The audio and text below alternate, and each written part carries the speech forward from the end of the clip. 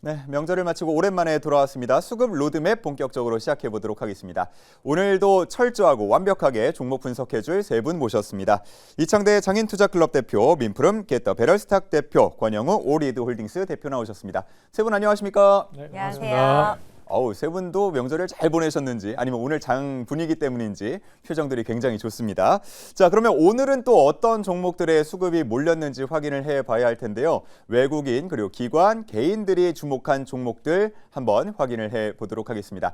오늘의 수급 로드맵 함께 보시죠. 자, 오랜만에 돌아온 수급 로드맵입니다. 한 일주일 정도 됐는데 어떻게 우리 애청자분들은 좀 익숙하시죠? 자, 본격적으로 이 안에 있는 종목들에 대한 분석을 가기 전에 오늘 앞서서 애프터마켓 특징주로 짚었던 종목에 대해서 우리 시청자분들이 궁금하다는 반응들이 좀 있어서 이 종목 하나만 짚어보고 가겠습니다. 우리 세 분 중에서 민 대표님? 네, 민 대표님께서 애경산업에 대한 분석을 좀 해주셨으면 하는데 인수를 놓고 그동안 계속해서 뭐 갈등도 벌여왔습니다. 그러면서 사실 마지막에 이게 가격 조율이 안 돼서 혹시라도 무산되나 뭐 이런 전망들도 사실 일부 있었거든요.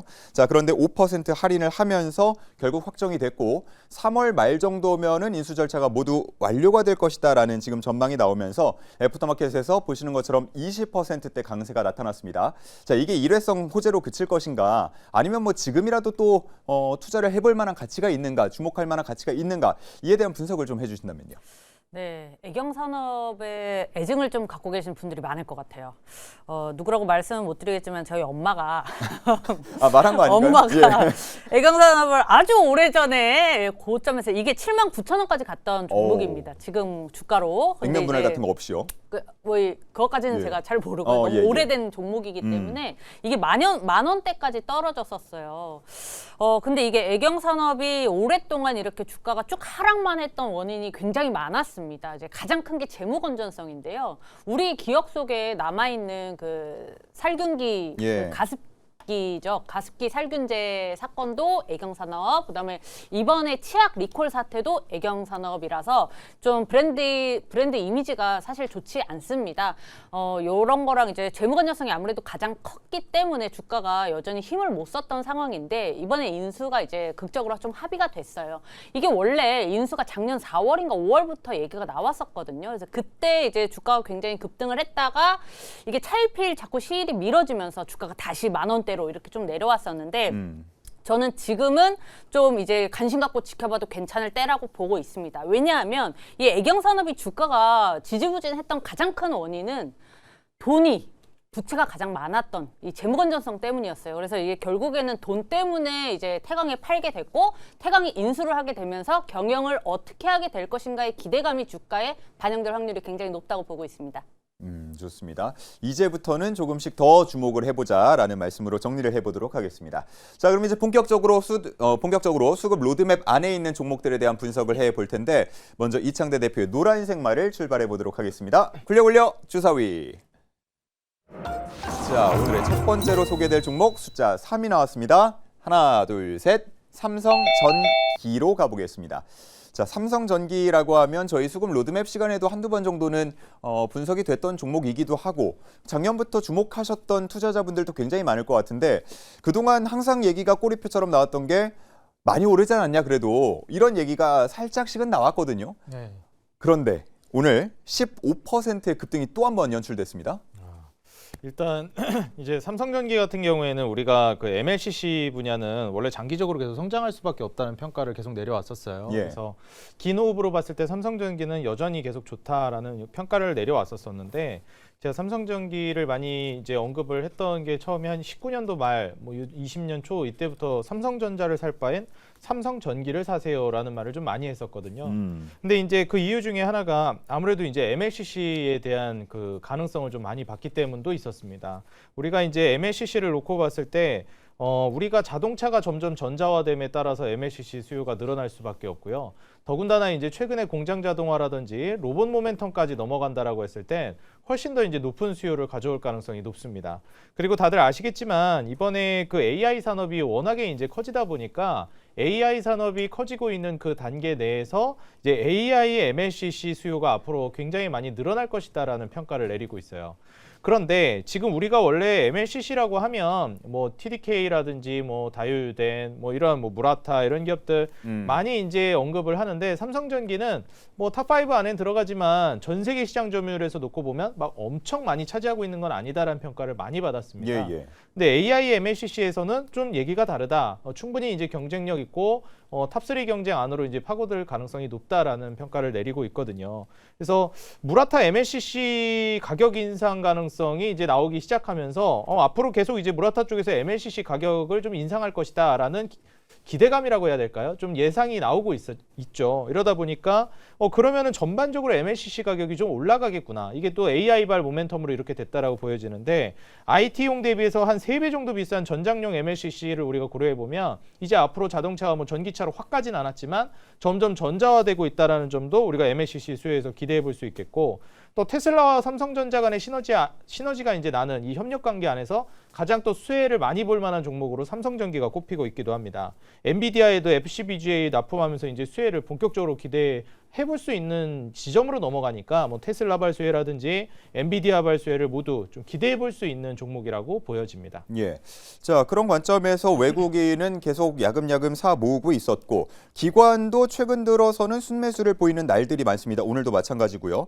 자, 이렇게 쌍끌이 매수가 나온 삼성전기 매수를 해볼 수 있을까요? 아니면 좀 지켜볼까요? 저는 일단은 관망 의견을 드리려고 해요. 왜요? 뭐 말씀해 주신 것처럼 가격이 좀 많이 올라간 게 제일 큰 것 같습니다. 예. 그리고 오늘도 이제 하루 만에 단기 급등을 또 많이 보여주기도 해서 소액 매수는 여전히 유효하다고 보긴 하는데요. 일단 전체적인 이제 그 의견은 관망 의견을 드리도록 할게요. 혹시 매수를 좀 고려하고 계시는 분들이나 어차피 난 장기적으로 볼 예정이다 하시는 분들은 소액으로만 접근하는 건 괜찮다고 보고 있고요. 추세 상승은 전 여전히 지속되지 않을까 기대하고 있습니다. 무엇보다도 이제 AI 모멘텀으로 인한 장기 상승을 전망하고 있기 때문에 재무적으로 이제 성장 모멘텀, 이익 캐파 자체가 이제 커지는 걸 기대해 보시고 결국 세상이 점점 전자화되고 발전함에 따라서 이제 삼성전기 이제 수익성이라든지 수요 자체는 늘어날 수밖에 없다라고 보여지니 장기적인 관점으로 뭐 이미 보유하고 있는 분들은 계속 좀 즐기는 상승을 가져가 보시면 좋을 것 같습니다. 네. 사실 관심 종목에만 넣어두고 주가 추이를 보는 것과 내가 한두 주라도 사놓고 내 계좌의 수익률이 찍히면서 바라보는 건 좀 다르거든요. 그렇죠. 그래도 네. 커피값이라도 버는 거잖아요. 그렇습니다. 벌 수도 있고 그리고 타점을 조금 조정받을 때 그 타점을 노리기에도 훨씬 더 좋기 때문에 네. 아마 그런 측면에서 좀 소액 접근을 먼저 얘기를 하신 것 같습니다. 자, 다음은 우리 민 대표 초록색 말을 출발해 보도록 하겠습니다. 이번에는 어떤 종목이 소개될까요? 굴려 주사위. 자, 이번에는 숫자가 5가 나왔습니다. 5칸 전진해 보겠습니다. 한화 솔루션으로 갑니다. 2월 들어서 정말 뭐 무서운 상승세를 보여주고 있는 한화 솔루션인데 오늘 또 한 번 거의 상한가에 가까운 상승이 나왔습니다. 네, 그쵸. 이제 하나솔루션 같은 경우에 2월에 진짜 이게 거의 2배 이상, 2배 가까이 이렇게 좀 급등을 했는데 상한가 한번 나오고. 그렇죠. 요게 2월 초에 태양광 테마가 뜨면서 좀 연속적으로 좋은 호재가 붙어줬어요. 이제 태양광 뜨고 두 번째로 이제 LG엔소라고 한화큐셀이 이제 공급 계약. ESS 배터리 공급 계약을 맺었죠. 거기다가 세 번째로 올해 실적이 턴어라운드를 맞을 것이다. 이런 전망이 이제 좀 비춰지면서 이제 연달아 28,000원대에서 거의 뭐 5만 원 근처까지 한 번에 올라왔다고 봐도 좀 과언이 아니죠. 그래서 지금 이렇게 급등세를 좀 보였는데 오늘 이렇게 상한가까지 가게 된 이유도 사실 이 차트가 진짜 말도 안 되는 차트거든요. 여기서 이렇게 바로 상한가로 가기가 쉽지가 않은데도 불구하고 이렇게 간 이유는 이제 일론 머스크 때문이죠. 일론 머스크가 이제 우주 AI 센터를 좀 상세하게 구상을 하는 게 다시 한번 부각이 됐는데 요 왜 제가 다시 한번이라고 했냐면 오늘 처음 한 얘기가 아닙니다. 이미 지난달에 그 세계 경제 포럼에서도 얘기를 했었고 그다음에 테슬라 이제 실적 발표 할 때에도 그때도 얘기를 했었어요. 이제 우주에다가 이 데이터 센터를 탑재한 위성을 보내고 우주에서 태양광으로 이제 전력을 공급받아서 거기서 AI 연산을 하고 데이터만 이제 지구로 보내겠다. 굉장히 얘기로는 정말 꿈 같은 얘기지만 기술적으로 상용화가 된다면 이게 무궁무진한 이렇게 되기 때문에 이 기대감이 조금 더 크게 작용했다고 볼 수가 있겠고요. 머스크가 이게 이제 단순히 그냥 말로만 한 게 아니라 2, 3년 안에 현실화가 될 것이고, 그 다음에 스페이스X랑 테슬라에서 100기가와트씩 생산 능력을 갖추겠다라고 얘기했는데 이게 200기가와트인데 우리나라 전체 이제 전력 설비가 158기가와트밖에 안 됩니다. 그러니까 우리나라가 전체가 쓰는 것보다 더 많은 전력을 이제 만들어 놓겠다라는 얘기이죠. 그래서 이런 게 이제 2, 3년 안에 현실화가 된다는 것은 가시성이 보일 때마다 튈 가능성이 굉장히 높습니다. 그래서 오늘은 하나솔루션이 갔지만 내일은 이제 이군들이 갈 가능성이 굉장히 높겠죠. 거기다가 오늘 사실 이거 하나로만 보기는 조금 애로사항이 좀 있는 것 같아요. 지금 태양광에 관해서 굉장히 호재가 많이 터지고 있는데 이 페로브스카이트에 좀 이제 부각이 되면서 좀 붙었던 것 같습니다. 그래서 페로브스카이트 같은 경우에는 이제 뭐 인터넷에 쳐보면 정말 많이 나와요. 이제 얘기가 길어질 것 같아서 여기까지 하겠습니다. 예. 이제 뭐 우주로 나가기 전으로 보자 그러면 우리가 전력주들의 상승이 어땠는지를 또 되짚어 볼 수가 있잖아요. 정말 놀라운 상승을 보였던 만큼 하나솔루션을 비롯한 관련 종목들이 그만큼 또 올라갈 수 있을 것인가라는 점에서 한번 접근을 해보자면 매수도 가능할 것 같기도 하고, 말씀을 해주신 것처럼 아니 2월 달에만 거의 2배 가까이 올랐는데 이거 좀 관망해야 하는 거 아닌가 싶기도 하고 고민이 되거든요. 내일은 아니죠. 내일은 일단 적어도 내일은 아닙니다. 왜냐하면 네. 제가 아까 차트로도 말씀을 드렸지만 이게 정말 단기간에 이렇게 점프를 했는데 이게 완전히 이 계단식 상승, 그러니까 이 교과서적인 움직임을 보여주고 있는 거거든요. 여기서는 매수가 가능했습니다. 만약에 이 58,000원 단에서 이와 같이 또 계단식 상승을 하려고 옆으로 눕는, 이게 가격 아래로 떨어지면 가격 조정이고 옆으로 놓으면 이제 시간 조정이라고 하잖아요. 그래서 똑같이 시간 조정이 온다라고 하면은 매수가 가능합니다. 다만 내일 요게 이제 차익 실현 매물이 나오면서 이제 5만 원대로 이제 조금 내려올 수가 있기 때문에 그거를 조금 체크하셔서 접근하셨으면 좋겠습니다. 네, 일단 내일 당장은 관망이다라고 한화솔루션에 대해서 정리를 해주셨습니다. 자, 그럼 이제 세 번째 우리 권영우 대표의 빨간색 말을 출발해 보도록 하겠습니다. 굴려 주사위. 자, 오늘 다양하게 의견들이 나오고 있는데요. 오, 숫자 6이 나왔습니다. 6칸 전진합니다. 자, 그러면 이번에도 한화 오션으로 가보도록 하겠습니다. 조선주를 우리 투자자분들, 시청자분들 어떻게 보고 계신지 모르겠습니다. 이번 연휴 동안, 연휴 직전부터 해서 미국에서 다시 한번 조선에 대한 얘기들이 많이 나오고 있는데 이번에 한국 그리고 일본과의 협업에 대한 얘기가 콕 집어서 또 나오면서 주목을 받는 것 같아요. 네네. 일단은 오늘 그동안 하나오션이 코스피가 5,600P를 가는 동안에도 이 박스권에 갇혀 있었거든요. 근데 오늘 좀 8%대 좀 강한 상승이 나왔던 이유가 지난번에 이제 13일 날 미국에서 MAP를 발표를 했습니다. 그게 이제 해양 행동 계획이라는 건데 이게 이전에 미국에서 추진했었던 마스카 프로젝트랑 구체적으로 뭐가 다르냐라고 했을 때 기존에 이제 미국은 존슨법이라고 해서 존슨법이 있죠. 미국에서 사용되는 선박 그리고 군함이라든지 이런 부분들을 꼭 미국에서만 생산을 하기로 되어 있는 법이 바로 존슨법입니다. 근데 이제 해양 행동 계획이라고 하는 거는 이거를 이제 자국이 아니라 타국에서도 이게 물동량을 좀 땡겨올 수 있게. 그러니까 우리나라 같은 경우에 이제 거제 조선소에서 하나오션이 만들어서 미국에 보낼 수 있도록 규제를 완화하겠다는 얘기거든요.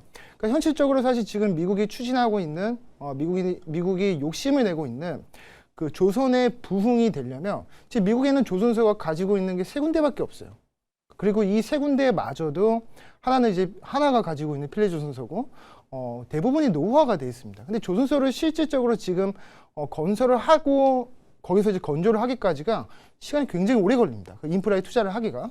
그렇기 때문에 지금 당장에 이제 건조를 해서 캐파를 낼 수 있는 조선소가 이 거제 조선소다 보니까 이 하나오션의 그런 어떤 기대감이 충분히 좀 반영이 된 거 같다라는 얘기고 지금 저번에 이제 제 방송을 여러 번 보신 분들은 제가 하나오션을 굉장히 많이 어필을 했습니다. 외국인이 이제 블록딜을 했었던 단가가 107,600원 요 라인이기 때문에 여기를 지지하고 이탈하지 않는다면 이 부분에서 좀 매수를 해봐도 좀 괜찮다라고 말씀드렸고 차트를 한번 좀 볼까요? 네. 네, 차트를 한번 보시면 107,600원대 라인이 삼중 바닥을 찍은 라인입니다. 요 라인대를 여러 번 지지하고 다시 좀 전고점을 트라이하는 그런 양상이 나오고 있기 때문에 지금 내가 종목이 없다 하시는 분들은 주도주가 지금 여러 개가 있잖아요. 예. 로봇도 있고 뭐 반도체, 제약바이오, 2차전지 다 있지만 조선이 약간 주춤하고 다시 올라올 때 좀 타점으로 활용을 해보셔도 좀 좋을 것 같다 이렇게 말씀드리고 싶고 예. 지금 뭐 LNG를 비롯해서 그 고부가 가치 선박에 대해서도 뭐 중국에서 지금 뭐 카타르 쪽 중동 쪽에 있는 물량을 뭐 가져갔다 이런 얘기가 있는데 우리는 지금 중동이라든지 다른 나라가 아니라 미국 시장을 노리는 겁니다. 미국 시장의 그 단일 시장 하나의 그 규모와 캐파가 유럽 시장만큼이나 맞먹고 유럽 시장보다 오히려 크거든요. 그래서 그런 측면에서 봤을 때 우리 조선사는 여전히 그런 측면에서 미국향 실적 모멘텀이 있는 그런 섹터다라고 보고 있습니다. 예.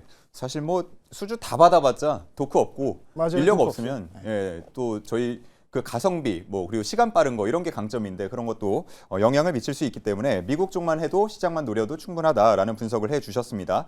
긍정적으로 보자 그러면 뭐 횡보 흐름이라고 하지만 그래도 저점을 조금 더 높여가고 있거든요. 말씀을 굉장히 긍정적으로 해주셨는데 그럼 하나오션은 매수 괜찮을까요?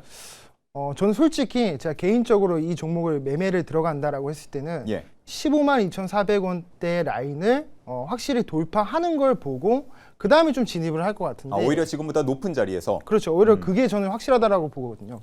그러면 이제 패러다임도 바뀌고 이 종목에 대한 재평가를 시장에서 하고 있다라는 거기 때문에 저는 주로 이제 확인을 하고 들어가는 타입이지만 이제 시청자분들은 그렇게 대응을 못 하시는 분들이 많기 때문에 예. 분할로 오늘 외국인이 간만에 좀 수급을 턴어라운드 했던 이 시점에서 분할로 조금 조심스럽게 담아보시는 것도 괜찮은 전략이 아닐까 이렇게 말씀드리겠습니다. 네, 한화오션에 대해서는 자세한 전략을 내어주셨습니다. 자, 다시 이창대 대표로 돌아가 보도록 하겠습니다. 노란색 말 현재 삼성전기에 위치해 있는데요. 이번에 어떤 종목까지 진출할까요? 굴려굴려 주사위. 자, 가보겠습니다. 이번에는 숫자 5가 나왔습니다. 5칸 전진합니다. 자, 그러면 에코프로 BM으로 가게 되네요. 자, 에코프로 BM, 코스닥이 활성화되면서 계속해서 또 주목받는 종목들인데 1월 말에 상당히 강한 상승이 나타났다가 사실 2월 들어서면서부터는 좀 조정이 이어지는 듯 했거든요. 자, 오늘의 이 10% 가까운 상승, 과연 반등의 시작으로 볼 수 있을까요? 아무래도 이제 2차 전지 관련된 종목들이 전기차 캐즘으로 수년 동안 고생을 하시기도 했고 예. 그리고 좀 작년 10월 추석 연휴 이후에 좀 반등 주나 싶었는데 또 한 번 그 계약 해지 이슈가 LG에너지 솔루션 쪽에서 크게 나오다 보니까 예. 뭐 전기차 캐즘이야 우리가 많이 알고 있었던 부분이지만 그 악재가 한 번 더 좀 충격을 줬다라고 볼 수 있을 것 같아요. 근데 우리가 장기적으로 봤을 때 전기차 캐즘이라는 거는 시장에 이미 다 노출된 악재잖아요. 그렇기 때문에 이 주가 하락이라든지 이런 것들에 대부분 반영이 되어 있다라고 보시는 게 좋을 것 같고 우리가 이제 앞으로 2차 전지를 본다라고 했을 때 호재가 상당히 많습니다. 왜냐하면은 일단 첫 번째로 정부 쪽에서 코스닥을 육성하겠다라고 이제 대놓고 또 슬로건을 내걸었기 때문에 여기에 따른 수혜를 기대해 볼 수 있는 게 코스닥 시총 최상단에 있는 종목들입니다. 거기에 해당되는 종목 중에 하나가 에코프로 BM이기 때문에 아무래도 패시브 자금들이 유입된다라든지 뭐 요즘에 개인 투자자들 사이에서도 코코레 이제 코덱스 코스닥 150 레버리지 이러한 상품들도 이제 많이 관심을 가지고 있잖아요. 실제로 그 레버리지 상품도 좀 조정이 나왔다라고 평가하는데 다시금 저는 또 올라갈 가능성이 높다라고 봅니다. 근데 이제 에코프로 BM은 이러한 코스닥 육성 정책에서도 수혜를 보겠지만 이제 우리가 전기차로 인해서 흥했다가 또 위축이 됐는데 그 이후에는 이 데이터 센터 ESS발 모멘텀으로도 수혜를 기대해 볼 수가 있겠고요.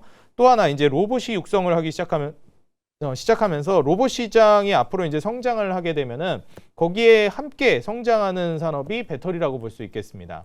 우리가 이제 전기차 시장이 흥했을 때는 아무래도 중국 시장에 좀 밀리는 거 아니냐 이런 평가도 있었는데 배터리 시장으로 넘어가게 되면서 오히려 이제 한국의 배터리 기업들이 우위에 설 수 있겠다라고 평가를 하고 있어요. 왜냐하면 우리가 자동차 시장이라는 건 결국 소비자들에게 판매가 돼야 되기 때문에 가격적인 그 합리적인 측면이 굉장히 또 중요하기도 하거든요. 그래서 가성비가 중요한데 사실 지금 로봇 시장 같은 경우에는 이 가성비보다도 품질이 훨씬 더 중요합니다. 결함이 없어야 되고 에너지 효율성이 높아야 돼요. 그러다 보니까 이 기업들에게 이제 판매하는 이런 배터리 같은 경우에는 아무래도 이제 한국산 배터리들이 훨씬 더 품질적인 측면이나 또 삼원계 배터리 쪽 수혜를 많이 받을 거란 평가도 나옵니다. 어찌됐건 이제 로봇 시장에서 함께 성장해 나갈 걸로 기대가 되는 관점이다 보니까 이익도 이제 장기 성장에 진입했다라고 보여져요. 그래서 에코프로비엠은 현 시점에서도 좀 관심 있게 보실 만한 종목 중에 하나가 아닐까 생각이 듭니다. 네, 긴 조정 끝에 작년 한때는 10만 원 선까지 붕괴됐던 에코프로 BM인데 말씀해주신 여러 가지 모멘텀을 안고 지금은 20만 원대까지 올라온 상황입니다. 하지만 투자자들의 심기를 계속해서 건드는 건 혹시 또 속을까? 아마 이 부분일 것 같은데 에코프로 BM 과연 이번에는 매수 유효할까요? 저는 지금 타점도 너무 괜찮은 것 같아서 저는 매수 의견을 좀 드리고 싶거든요. 좋습니다. 일단 이제 에코프로비엠 같은 경우는 장기적으로 본다라고 했을 때 뭐 좀 조정이 나온다 하더라도 재무 차트를 보시면 아시겠지만 이제 장기적으로 2029년까지 이익 성장 전망은 이미 나와 있습니다. 근데 주가는 아시다시피 여태까지 악재를 전기차 캐즘으로 인해서 많이 받다 보니까 고점 대비해서 상당히 조정이 나온 상황이에요. 물론 뭐 이익도 쪼그라드는 모습을 보여줬기 때문에 합리적인 뭐 주가 조정이었다라고 볼 수 있겠는데 뭐 합리적이라기보다는 좀 이해가 되는 조정이었죠. 네. 예, 어느 정도 이제 25년도에 반등하나 싶었는데 뭐 26년도를 기점으로 해서 다시 이제 좀 숨고르기 하고 장기 성장 사이클로 이제 진입할 걸로 보고 있습니다. 그래서 이제 에코프로비엠이 좀 왔다 갔다 하면서 뭐 올랐다 떨어졌다 이런 그 방향성이야 어느 정도 조금씩 있겠지만 등락은 지금 현재 구조적으로 계단식 상승을 보여줄 가능성이 굉장히 높은 종목이라고 봐요. 장기적으로는 올라갈 걸로 보고 있는데 바닥은 이미 형성을 했고 이 이후에 얼마나 조정을 자주 보여주나 그 정도 차이고 바닥 구간에서 이제 돌파가 나오기 시작한 게 이번 1월 달이었습니다. 그래서 돌파도 나와주면서 시원하게 돌파 나왔는데 직전에 이제 저항을 맞았던 구간에 이제 딱 지지를 받고 있고 지금 21선 지지받는 구간이거든요. 그래서 다시 반등 주려고 하는 캔들이 나오고 있어서 저는 타점상으로도 굉장히 매력적이라고 보여져요. 지금 딱 눌림목 매수 타점으로 잡기도 나쁘지 않고 업황 자체가 이제 그 성장 사이클로 다시 전환이 됐습니다. 하방 사이클에서. 그래서 전기차 캐즘을 뒤로하고 이제 ESS와 로봇 모멘텀으로 좀 성장할 거를 기대해 보시고요. 코스닥 쪽으로 본격적으로 매수세가 유입이 들어오면 결국 시총 최상단에 있는 종목들이 안 움직이기 어려울 거라고 저는 보고 있는 입장이라 에코프로비엠은 지금 매수 의견을 드리도록 하겠습니다. 네, 좋습니다. 자신감 있게 매수 의견을 피력해 주셨습니다. 자, 다음은 민푸름 대표의 초록색 말을 움직여 보도록 하겠습니다. 현재 한화솔루션에 위치해 있는데요. 어디까지 진출할까요? 굴려굴려 대굴대굴. 자, 보시죠. 숫자는 4가 나왔습니다. 자, 4칸 전진하면요. 이번에는 한국전력으로 가게 됩니다. 한국전력도 뭐 꾸준히 상승하고 있는 종목 중에 하나다라고 볼 수가 있을 것 같은데 10년 만에 거의 최대 실적을 보일 가능성이 높다고요? 네, 맞습니다. 오늘 조금 이제 상승이 보였어요. 근데 이제 뭐 이게 요즘 같은 장에 3% 오른 게 상승이냐라고 하면 제가 할 말은 없지만 이 한국전력이 좀 경기 방어주의 좀 대장격 역할을 하다 보니까 움직임이 그렇게 많지 않습니다. 그래서 조금 변동성은 작지만 안정성 있는 종목을 이제 선호하시는 분들이 많이 좋아하는 종목이죠. 지난해 영업이익이 이제 15조 전망을 하겠다라고 얘기가 나왔는데 이게 지금 실적 발표가 이번 달 말에 예정이거든요. 어디서 보면 26일이라고 그러고 어디서 보면 28일이라고 하는데 어쨌든 이제 실적 발표 전까지 사실 주가가 좀 급속하게 좀 올라가는 이제 경우가 왕왕 있기 때문에 오늘 요게 조금 이 수급적인 좀 특징이 굉장히 좀 눈여겨봤어요. 이제 외인하고 기관이 같이 동시에 이제 매수를 하는 모습이 보였기 때문에 요게 굳이 있다면 우리가 지금 모르는 뉴스가 있는 건 아니거든요. 이제 원전 쪽으로 계속해서 이제 기대감이 쏠리고 있는 거는 누구나 다 아는 시장이 모두가 다 아는 사실이고 하면은 실적이지 않을까라는 좀 이런 분석을 할 수가 있는데. 지금 이 실적이 역대 최대 실적 기록을 전망을 하고 있다. 거기다가 이게 작년치인데 올해도 그 이상을 벌 수 있다라는 전망이 오늘 갑자기 좀 부각이 많이 됐습니다. 이게 지금 4분기 영업이익만 YOY로 40% 증가고 작년 전체 영업이익은 78% 증가하기 때문에 숫자가 그냥 20%가 아니라서 굉장히 좀 영업이익이 크게 좀 작용을 하는 좀 상황입니다. 이러한 배경이 우리가 다 알다시피 지금 유가가 굉장히 좀 안정이 되어 있잖아요. 이제 거기다가 전력 구입 가격도 하락을 했고, 그다음에 몇 년간 우리가 전기요금이 계속해서 인상돼 왔었기 때문에 지금 한국전력 같은 경우에는 재무 구조를 조금 더 건전하게 해야 된다. 목소리가 계속 나오고 있다. 요거를 조금 기억을 하셨으면 좋겠습니다. 거기다가 지금 원전이 조금 더 중요한 것 같아요. 실적도 실적인데 이제 이제 원전 테마가 붙을 때 주가가 얼마나 가느냐가 굉장히 중요하고 그다음에 조정이 왔을 때 버틸 수 있는 건 실적이기 때문에 지금 이 두 양 날개가 좀 튼튼하게 받치고 있는 형국이다라고 볼 수가 있겠습니다. 최근에 정부가 지금 원전 2기를 이제 건설을 하겠다 이렇게 발표를 했는데 이번에 수립될 12차 정기본에서는 원전을 추가로 개설을 해야 된다, 신설을 해야 된다라는 주장을 하고 있어서 여기에 관해서 또 시장에서 부각이 된다 하면은 추가적으로 좀 튈 수 있지 않을까 이렇게 보고 있습니다. 예. 자, 지난 1월 말쯤이었는데요. 거의 이제 상승을 하다가 7만 원에 다가서던 그 순간 고점을 형성하면서 현재 횡보 흐름이 이어지고 있습니다. 자, 이번에는 7만 원을 과연 돌파할 수 있을까 궁금한데 매수와 관망 중에 어떤 의견 주시겠습니까? 매수입니다. 오. 사실 저는 제가 개인적으로 이런 차트 그림을 굉장히 선호합니다. 어떤 네. 차트입니까, 이게? 그러니까 횡보가 굉장히 길게 음. 되어 있고 그다음에 목표 지점이 있죠. 일단 1차적으로는 전고점, 이 7만 원을 돌파하는 이 돌파 매매를 조금 우리가 그릴 수 있는 지금 자리거든요. 이게 횡보가 길어지면 길어질수록 올라가는 힘이 굉장히 강해집니다. 그래서 조금 더 길어지더라도 즐겁게 기다릴 수 있는 상황이라고 보고 있고 아까도 말씀드렸다시피 만약에 시장이 갑자기 조정이 오거나 하더라도 지금 실적이 받쳐주고 있기 때문에 여기에서 조금 빠지더라도 걱정이 없다. 라고 얘기를 드릴 수가 있겠고 그래서 만약에 지금 시점에서 이제 진입을 하겠다라고 하면은 전고점 7만 원을 넘어서서 이제 어디서 자리를 잡는지 보고 꺾이는 거 보고 그때 수익 실현을 해도 된다 이렇게 좀 정리하도록 하겠습니다. 네, 좋습니다. 한국전력에 대해서는 매수 의견을 주셨습니다. 자, 이제 권 대표의 빨간색 말차례입니다. 굴려 주사위. 한화오션부터 6칸 전진해 보겠습니다. 자, 그러면 삼성 SDI로 가는군요.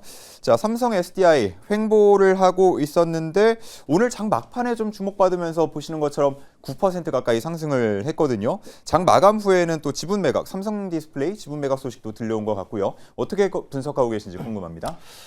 일단은 2차 전지 섹터는 요새 좀 그런 것 같아요. 시장은 어떻게 본다면 전문가랑 비전문가의 구분이 굉장히 모호해졌을 정도로 시장이 워낙 좋다 보니까 그 중에서도 그럼 시장 안에서도 어떤 종목이 주로 가냐라고 했을 때는 약간 내러티브가 묻어있는 종목이라면 다 오르는 경향이 좀 있는 것 같습니다. 지금 실적이 굉장히 뚜렷한 섹터들은 국한돼 있죠. 반도체 섹터죠. SK하이닉스랑 삼성전자 영업이익은 뭐 2배씩 뛰고 하니까 당연히 주가는 그렇게 올라갈 수밖에 없는데 2차 전지 섹터는 그렇지 않거든요. 뭐 오늘 아까 그 하나솔루션이죠. 하나솔루션도 마찬가지로 그렇고, 그러니까 실적이 좋지 않음에도 올라갈 수 있는 건 뭐냐면 그만큼 이제 이벤트나 어떤 재료, 그런 것들이 굉장히 시장에서 신선하게 좀 다가오고 그런 어떤 논리가 통한다라고 했을 때 주가가 좀 수급이 쏠리면서 같이 올라가는 경향이 좀 강한 것 같습니다. 최근에 2차 전지 섹터가 오르는 이유도 이 로봇에 대한 밸류를 받으면서 좀 그렇게 상승이 나오지 않았나라는 생각이 들고, 지금 SDI 같은 경우는 국내에서 유일하게 배터리 3사 중에서 전고체 전지를 가장 빠르게 상용화할 수 있고, 또 이제 내년이죠. 그러니까 26년도에 이제 양산 계획을 가지고 있는데, 양산을 해서 어디다 쓰냐라고 했을 때 이제 현대차 아틀라스랑 지금 협업을 해가지고 아틀라스에 좀 투입이 되는 공급이 되는 그런 쪽으로 좀 기대치를 가지고 있습니다. 근데 아시다시피 EV 쪽 전기차 판매량은 계속 완만하게 좀 둔화가 되고 있는 추세고, 왜냐하면 미국에서 전기차 보조금을 폐지하고 나서부터 좀 가파르겠지는 않지만 완만하게 좀 하락하는 그런 경향성이 좀 확실히 띄고 있습니다. 그러니까 여기를 이제 타겟을 하기 위해서 ESS 쪽 실적을 열심히 좀 뽑아보려고 하고 있지만, 이것도 시장 파이가 너무 적습니다. 예를 들면 자동차 파이를 100이라고 했을 때 이 ESS 쪽 파이는 20%밖에 안 돼요. 자동차 파이에서.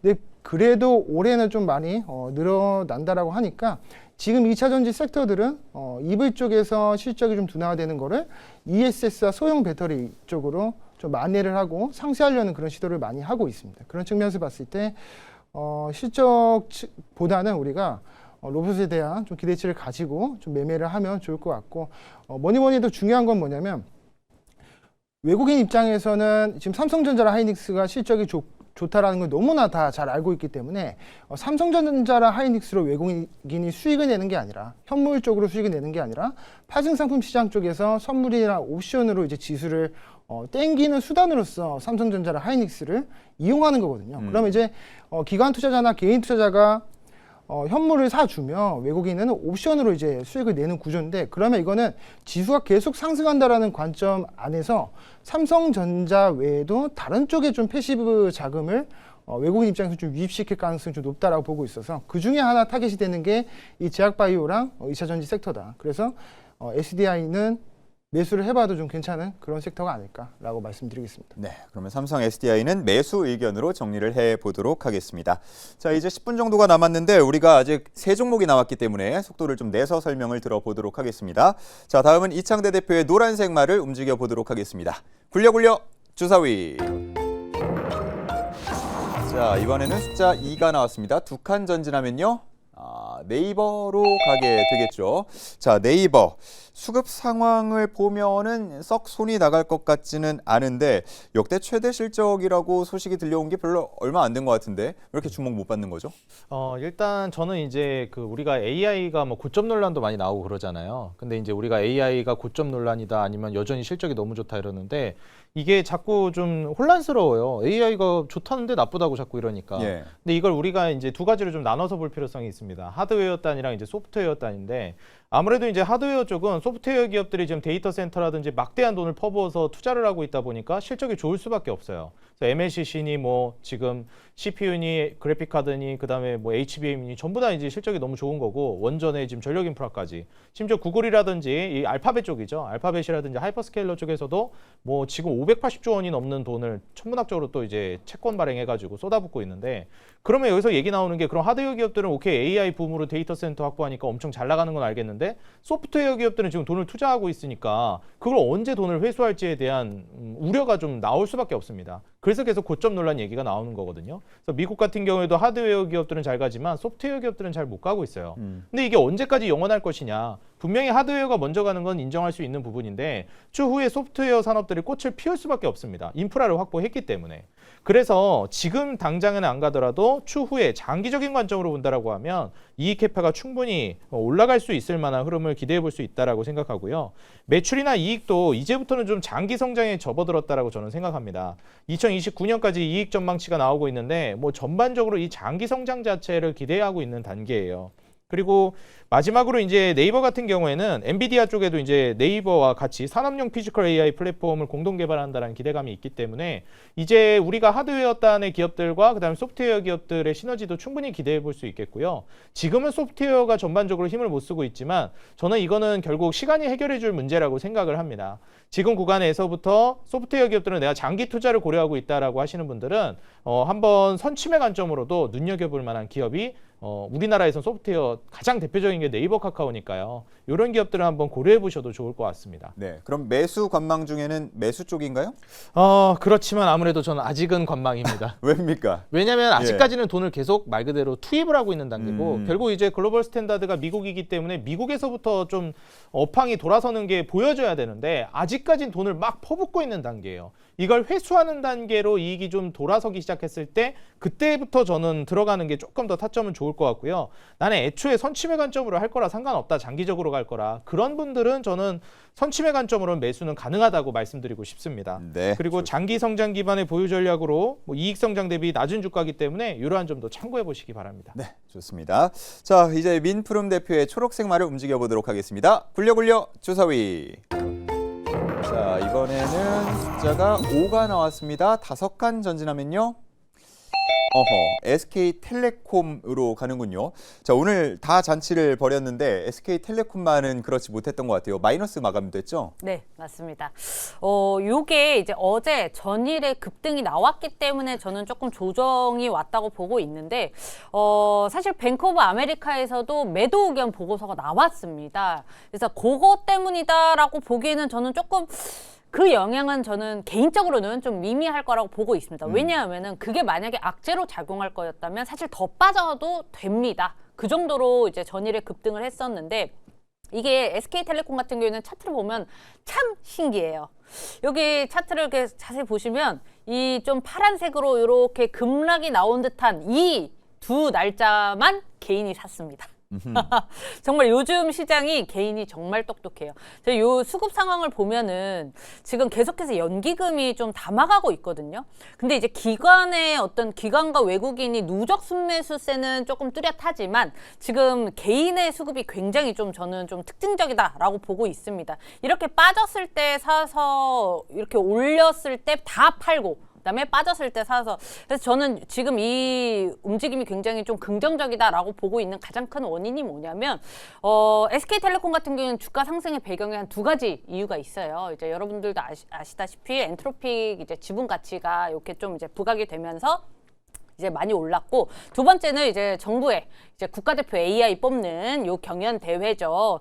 독자 AI 파운데이션 모델이 이번 달에 이제 또 이제 팀을 하나 뽑아서 2차 경영이 8월 달에 있기 때문에 그 8월까지는 계속해서 독파모에 대한 이슈가 있을 때 좀 튀어줄 수 있는 모멘텀이 작용한다라고 볼 수가 있겠습니다. 그래서 아까 제가 한국전력 얘기할 때는 실적과 원전의 양날개라고 말씀을 드렸는데 지금 통신 같은 경우는 우주랑 연결이 되기 때문에 우주와 AI의 양날개를 든 종목이다라고 정리하도록 하겠습니다. 네, 올해 상승률이 정말 뭐 이전과는 완전히 상반된 달라진 모습을 보여주고 있는 SK텔레콤인데 매수 관망 의견 중에서는 어떻게 평가를 해주실까요? 네, 저는 매수로 보고 있습니다.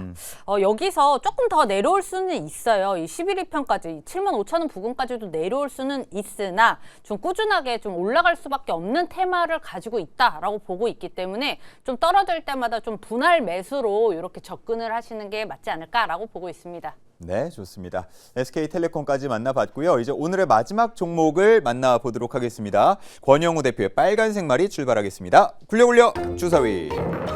자, 남은 종목들은 맨 아래칸에 있는 건데 아하, 숫자 1만 나오네요. 그러면 바로 앞에 있는 미래에셋증권으로 가보겠습니다.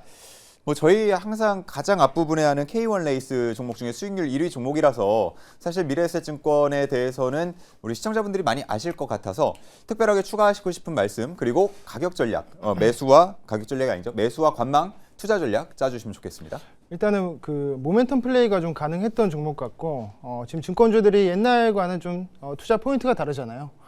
최근에 이제 뭐 자사주 소각, 뭐 상법 개정에 대한 기대감도 있었지만 미래에셋 증권 같은 경우에는 뭐니 해도 이제 스페이스X 상장에 대한 기대감이 좀 가장 많이 반영이 돼서 오른 종목이다 보니까 이 모멘텀이 좀 꺾이기 전에 예를 들면 이제 6월 달에 스페이스X가 상장이 되니까 재료 소멸이 나오기 전에 좀 분할 매도로 수익 실현하는 전략이 좀 좋을 것 같고 지금 지분 가치가 좀 부각되는 되지만 아직 안 오른 뭐 벤처 투자 기업이라든지 그런 종목들이 많이 있습니다. 뭐 아주아이비 투자도 그렇고 무신사 지분을 가지고 있는 DFC 인베스트먼트 이런 종목들이 많다 보니까 굳이 여기서 지금 시가총액이 굉장히 높아진 시점에서 증권주들을 무리하게 따라잡기보다는 오히려 덜 오른 지분 가치가 부각될 수 있는 그런 종목들을 공략하는 게 좀 좋을 것 같습니다. 그래서 미래에셋증권은 관망 의견으로 좀 드리겠습니다. 좋습니다. 혹시 증권주 중에서 그러면은 좀 눈여겨보고 계신 종목들도 있나요?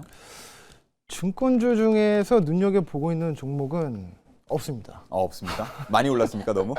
너무 많이 올랐고 이게 예. 사실 지금 코스피에 지금 매수 증시 대기 자금이 많이 몰리면서 미래에셋증권 같은 경우에도 영업이익이 뭐 2조어치 나왔다라는 어떤 그런 이슈로 증권주들 전부 다 뭐 수수료가 굉장히 높아질 거다라는 기대감 계속 작용하는데 반대로 그러면 지수가 꺾였을 때는 수수료 이익이 좀 떨어질 거다라는 그런 우려감이 섞이면서 차익 실현이 많이 나올 수 있습니다. 그렇다 보니까 우리가 굳이 증권주 말고도 실적이 좋고 지금 계속 올라가고 있는 종목들 그리고 모멘텀이 가능한 종목들, 이벤트 일정이 남은 섹터들이 많이 있다 보니까 굳이 무리하게 증권주를 사실 필요는 없다라고 생각합니다. 네, 좋습니다. 이렇게 증권주들이 두 자릿수 상승을 무더기로 보이는 그런 시장이 지금 펼쳐지고 있습니다. 여기저기에 수익을 올릴 수 있는 기회들이 숨어 있으니까 저희 야간투자본부와 함께 하시면서 우리 시청자분들도 최대한의 많은 수익을 가져가 보셨으면 좋겠습니다. 자, 오늘 철저한 분석해 주신 세 분과는 여기서 인사 나누겠습니다. 말씀 잘 들었습니다. 고맙습니다.